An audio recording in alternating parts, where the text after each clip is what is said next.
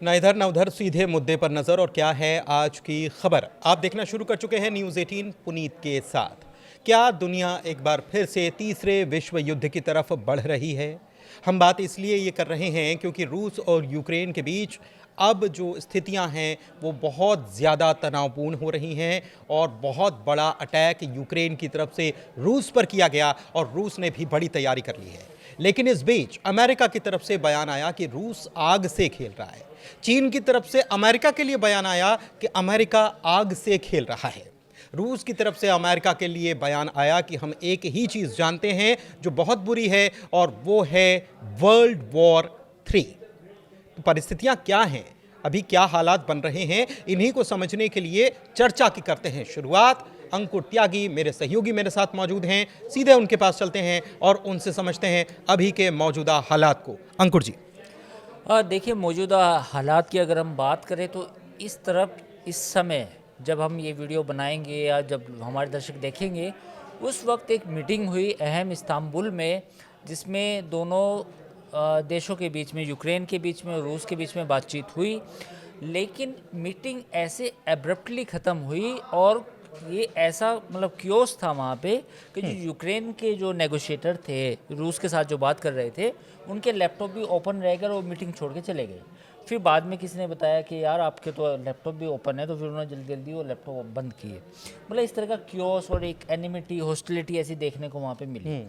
ये मीटिंग ख़त्म हो चुकी है। याद होगा आपको, हम इस मुद्दे को पहले भी डिस्कस कर चुके हैं। एक पुराने वीडियो में मैंने कहा था, जिसमें मैंने ये अपना एक नज़रिया पेश किया था कि ये बातचीत तब तक नहीं हो सकती जब तक अमेरिका इसमें इन्वॉल्व नहीं होगा, ट्रंप नहीं होंगे। टर्की ने एक कोशिश की। टर्की चूंकि वो थोड़ा सा अपना इन्फ्लुएंस दिखाना चाहता है, बट इस नेगोशिएशन में रूस और यूक्रेन के बीच में जो डिफरेंसेस हैं वो इतने बड़े हैं, उतने ज़्यादा हैं कि उनको एक या दो मीटिंग में पार पाना या उनसे एक दो मीटिंग में ख़त्म करना आसान नहीं है। इसमें एक बड़ा नेगोशिएटर चाहिए जिसका नाम है अमेरिका। अब अमेरिका की बात नहीं सुन रहा रूस, ये अलग मुद्दा है। मुद्दा अलग है, लेकिन अभी जो कल जो अटैक हुआ, कल जो खबर आई, उसके बाद ये मीटिंग होना, तो मीटिंग तो खैर पहले से शेड्यूल थी इसलिए मीटिंग हुई, लेकिन उसके बाद तो जाहिर सी बात है कि रूस का $2 बिलियन का नुकसान कर दिया।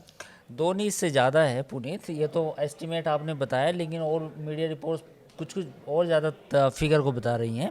लेकिन सवाल ये है कि रूस के अंदर जाके उनके एयरबेस पे ओपन में खड़े जो 4000 किलोमीटर दूर, 4000 किलोमीटर, जहाँ वो उम्मीद भी नहीं कर सकते। 4000 की बड़ा बॉर्डर होता है, अगर मिसाइल फायर करेंगे तो इंटरसेप्ट हो जाएगी, और कोई फाइटर प्लेन आएगा तो वो 4000 किलोमीटर कैसे बीच में उसको डॉग फाइट में स्क्रम्बल कर दिया जाएगा। पॉइंट ये है कि ये बड़ा एक बहुत ही प्रिसीशन अटैक था, जिसमें मुझे लगता है कि प्लानिंग ये वेस्ट की थी, इसमें यूक्रेन के बस की नहीं था। ये हुआ, ये प्लान किया गया, हो सकता है कि इसमें ब्रिटेन इन्वॉल्व हो, जर्मनी। खबर ये आई थी कि ये अटैक करने के पहले यूक्रेन ने अमेरिका को इत्तला कर दी थी। नहीं, वो इत्तला जरूर की हो, लेकिन जो यूरोप है, यूरोप बिल्कुल खड़ा है।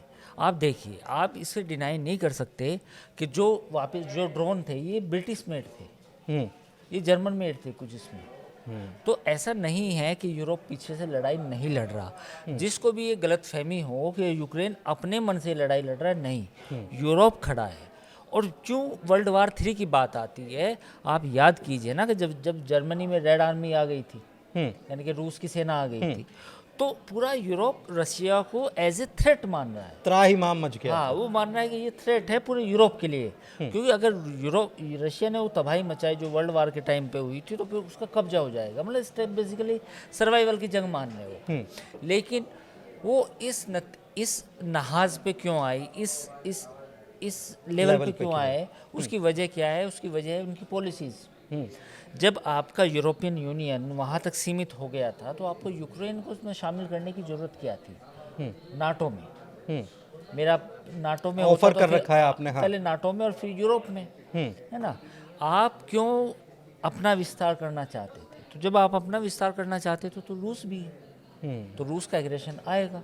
तो फिलहाल ये स्थिति है। देखिए, पहले यूक्रेन ने अटैक किया, फिर रशिया ने फिर कल अटैक किया, और एक जो सूमी शहर है वहाँ करीब 15 किलोमीटर अंदर तक रूसी सेना आ चुकी है इस वक्त। मतलब जो बड़ा अपडेट है वो ये है कि फिर रशिया की जो फ्रंट लाइन बॉर्डर्स पे जो एग्रेशन बढ़ गया हाँ मतलब। वो एग्रेशन बढ़ गया और उनके जो टैंक्स हैं उन्होंने जो अपनी आर्म्ड है ब्रिगेड है उसको आगे और खिसकाना शुरू कर दिया कि आप जितना एरिया कब्जा सकते हैं। एक रिपोर्ट थी अनकन्फर्म्ड 191 स्क्वायर किलोमीटर का एरिया उन्होंने और कब्जाया है। एक चीज़ और है कि ये 4000 किलोमीटर दूर जाकर सर्बिया में ये प्लेन, ये अड्डे, ये सैटेलाइट इमेजिंग, ये बिल्कुल सारी सही चीज़ें सवाल। अमेरिका सपोर्ट, अमेरिका की धमकी की आग से खेल रहे हैं और आग का गोला सर्बिया में बरसा दिया पुनीत गया। आपने बहुत अच्छा सवाल पूछा है और यही प्रेजेंस ऑफ माइंड होती है जब हम कोई डिस्कशन करते हैं।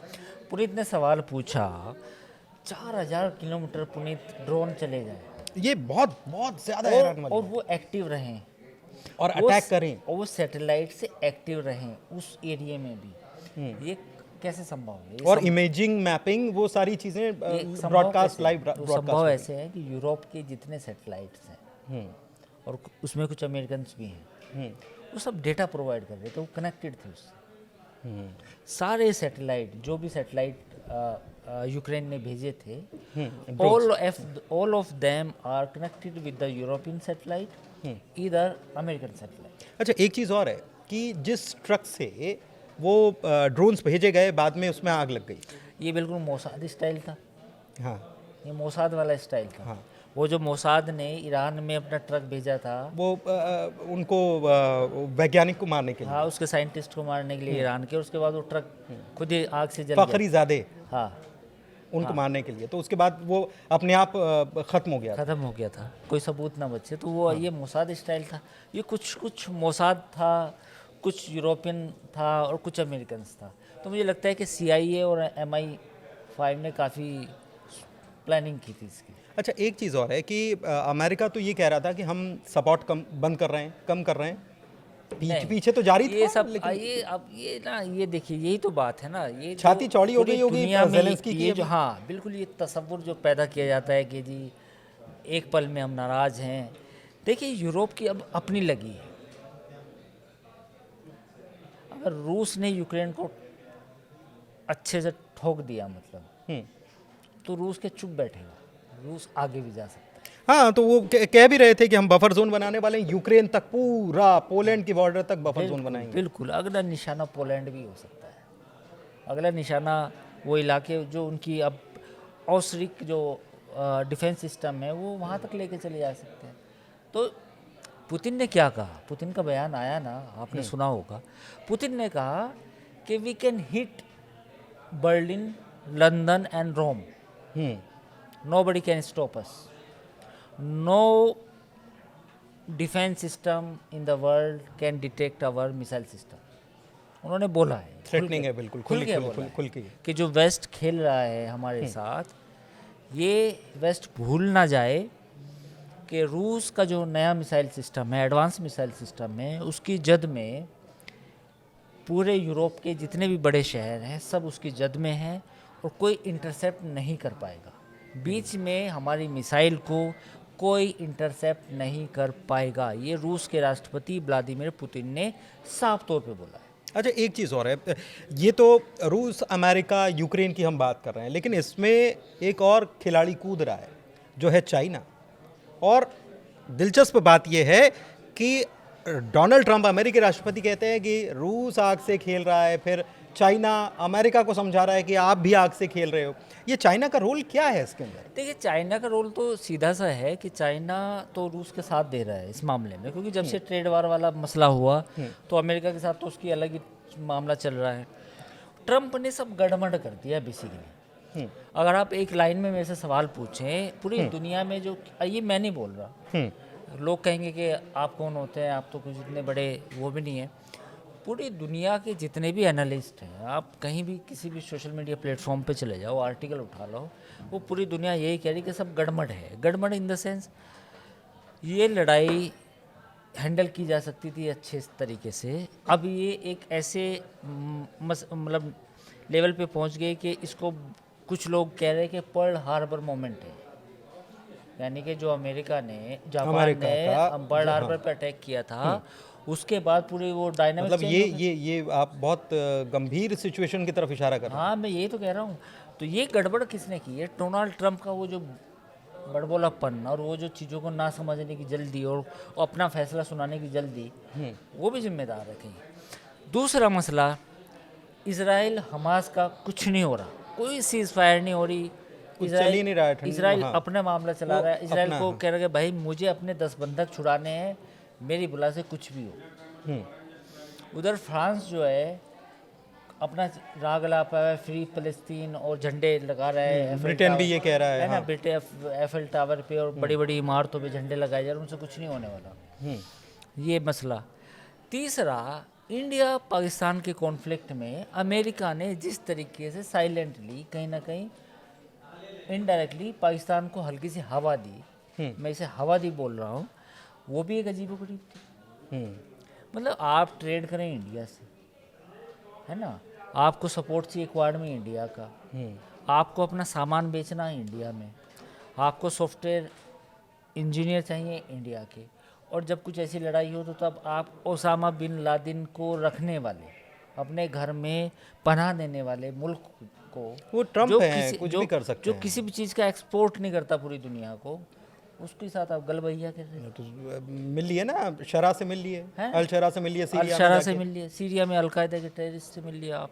सिर्फ क्या कि वो जो कतर ने और सऊदी अरब ने कुछ जो बोइंग को जो ऑर्डर्स दिए हैं उनको लेके आप खुश हो गए। एक चीज़ और है, अमेरिका एक चीज़ बड़ी बात और कह रहा है, और वो कह रहा है कि ताइवान पर चीन 2027 तक अटैक कर सकता है। मतलब ये चीज़ें जो हैं ये स्थितियों को बिगाड़ने देखिए, वाली हैं, नहीं बिल्कुल वो तो है ही।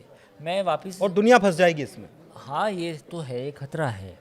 ये खतरा तब भी था जब कोविड का मसला उठा था, क्योंकि तब भी एक ये रिपोर्ट्स आई थी कि पूरी दुनिया का ध्यान भटकाने के लिए चीन ये कर सकता है, क्योंकि उस वक्त चीन पे आरोप लगे थे। ये खतरा हमेशा रहेगा। जो अगला युद्ध होगा पूरी दुनिया में, अगर ये युद्ध खत्म होता है, पहले तो इसी के खत्म होने की उम्मीद नहीं है, ये बढ़ेगा क्या, मैं ये पूछना ये चाहता बढ़ेगा, ये बढ़ेगा। हूँ। इन्वॉल्वमेंट किस किस का हो जाएगा? देखिए इसमें इन्वॉल्वमेंट ये होगा कि अब रूस अपनी ज़्यादा बातें मनवाएगा, यूक्रेन के पास कुछ ज़्यादा चीज़ें नहीं हैं, और जो तबाही अभी मचेगी रूस की तरफ से वो बड़ी होगी। यूक्रेन की तरफ से भी मचेगी?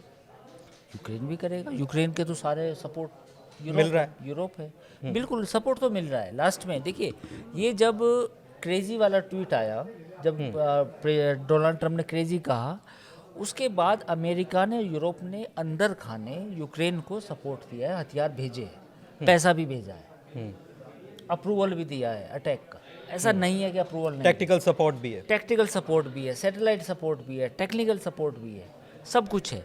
तो अब वो जो क्रेजी वाला ट्वीट था या क्रेजी वाला पोस्ट था, उसके बाद तो चीज़ें बदल गई। उसके बाद तो ट्रंप को भी लगने लगा कि ये इस सबक तो सिखाना पड़ेगा। हाँ, रशिया को थोड़ा सा डाउन करना पड़ेगा, तब जाके मानेगा।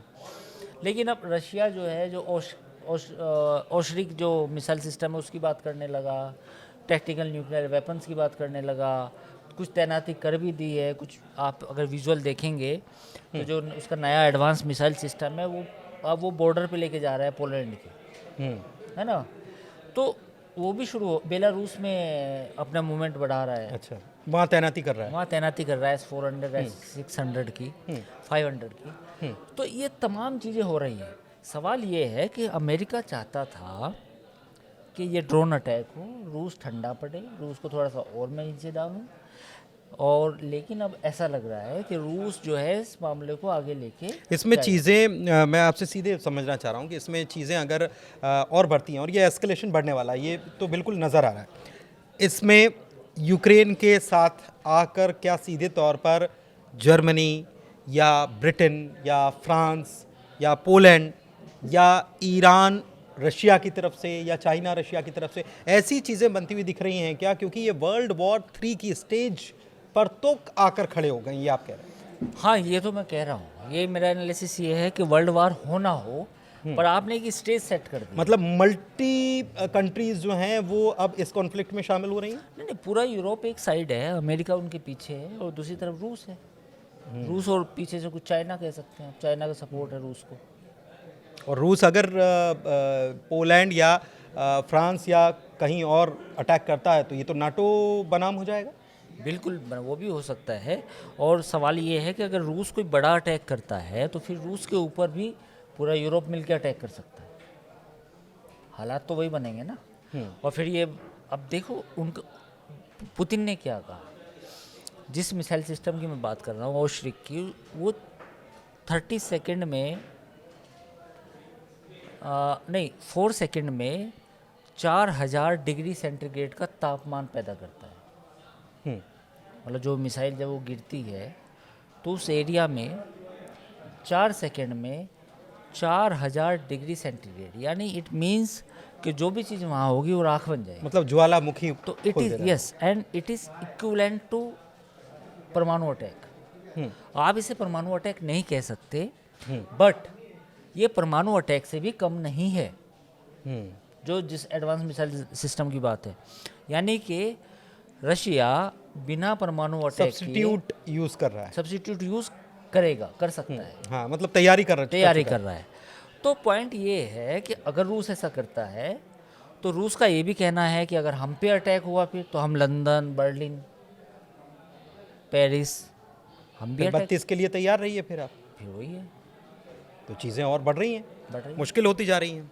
तो चीज़ें आसान नहीं हैं, अब और मुश्किल है और ख़तरनाक स्तर पर पहुंच चुकी है। इसको समझने की ज़रूरत है।